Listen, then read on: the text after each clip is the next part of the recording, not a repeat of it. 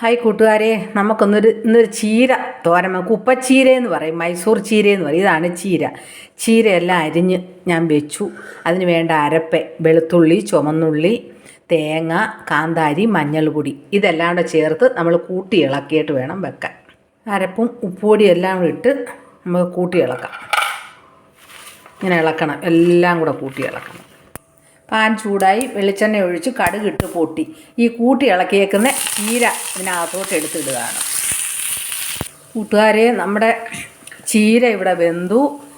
അതിൻ്റെ കൂടെ ഈ ചെറുപയർ വേവിച്ചതാണ് ഇടുന്നത്. ചെറുപയർ വേവിച്ചതോട് ഇട്ട് അങ്ങോട്ട് ഇളക്കാൻ പോവുക. എല്ലാം കൂടെ കൂട്ടി ഇളക്കുക. ഇതുപോലൊന്ന് ചെയ്ത് നോക്ക്. ചെറുപയറും കുപ്പച്ചീര അല്ലെങ്കിൽ മൈസൂർ ചീര എന്ന് പറയും. ഇങ്ങനെ വേണം തോരൻ വെക്കാൻ. ഇതെല്ലാം റെഡിയായി, നമുക്ക് പാത്രത്തിലോട്ട് മാറ്റാം.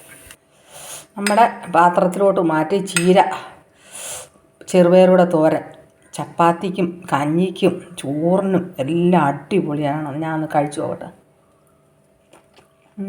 സൂപ്പറാണ്.